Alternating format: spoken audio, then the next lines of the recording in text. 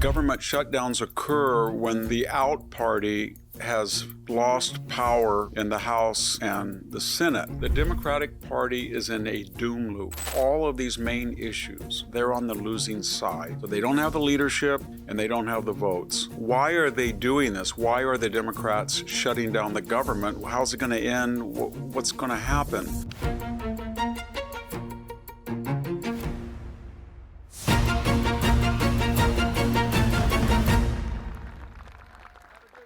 America is going through a higher education transformation where students are realizing that what they want and need is a place that doesn't stifle their intellectual freedom. Standing out among the few graduate programs that value viewpoint diversity is Pepperdine's University School of Public Policy, where I've taught the last 2 years. Their Masters of Public Policy is both applied and practical, preparing the next generation of leaders to participate in government agencies, the business sector, and think tanks. Pursue your MPP at Pepperdine. Daily Signal listeners qualify for an automatic 50 to 75% tuition scholarship and can learn more at go.pepperdine.edu/Daily Signal. It's go.pepperdine.edu/Daily Signal. Hello, this is Victor Davis Hanson for the Daily Signal. The government has now been shut down for the longest time in our 249th history of the Republic, except on one earlier occasion. So who's responsible? How's it going to end? What's going to happen? Ostensibly, government shutdowns occur when the out party has lost power in the House and the Senate, or at least they can't push through an agenda. So they feel that the only leverage they have, usually when they've lost the presidency and control of the Congress, is to not approve, and basically by that is not approve of any bills, that is go on a filibuster is what's a word for it. In this case, the Republicans do not have 60 votes in the Senate to override their refusal to vote on the budget, so to speak.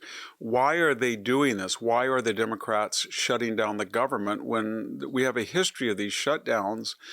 And if you go back and look at them, usually one thing happens, that is initially the party that's in the minority and has shut down the government says, well, they won't speak to us, or they don't want to negotiate, or they're spending too much money, and this is the only recourse we have. And that is a believable message, a persuasive message for a few days, but then certain things kick in, such as I didn't get my Social Security check, I didn't get my paycheck, the air traffic control system is slowing my flights down, and the system slowly starts to grind down. And at that magic point, people say, well, wait a minute.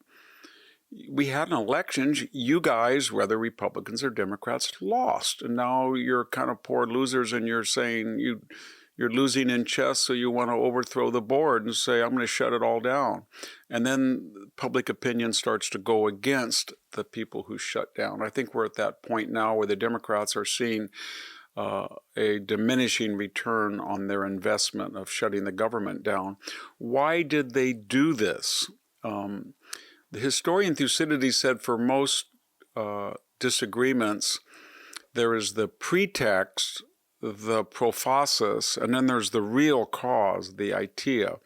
They say that they're shutting the government down because when they passed the Obamacare program, the Affordable Care Act, which remember was supposed to reduce everybody's health care. And, there's only about 25 million people now who are in need of these subsidies on Obamacare. Most people still get their private insurance, or they're on Medicare, or they're on Medicaid.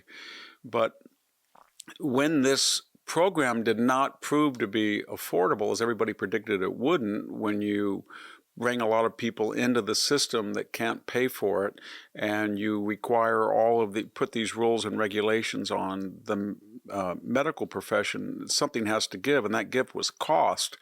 So then the Democrats came back and said, we need subsidies. And the Republicans said, well, you said it was going to be cheaper. Why would you need government multi-billion, hundreds of $billion subsidies? And so they said, well, we'll put a time limit on it.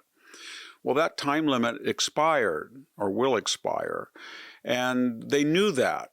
And they signed on to get us this far into the year by agreeing not to shut down. So now they say the official reason is the Republicans are not going to extend a subsidy for the affordable health care. The Republicans said it should be called the non-affordable health care. We told you it wouldn't work.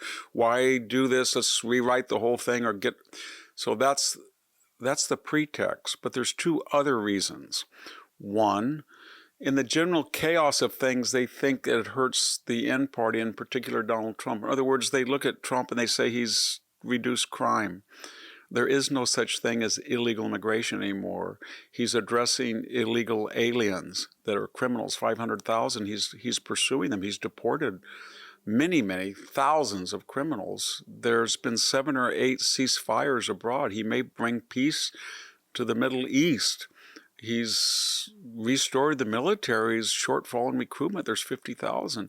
But so we don't really have an answer to him. But if we create chaos, if we fill the streets full of protesters, if we get violent, if we make everybody upset and not calm, and we think we're going to go into the public, the voter will go into a fetal position, say, make it all go away. In other words, shut down the government, cause general turmoil, maybe even lead us to a recession, and they will blame Trump. Trump did it, Trump did it, Trump did it. That's one reason.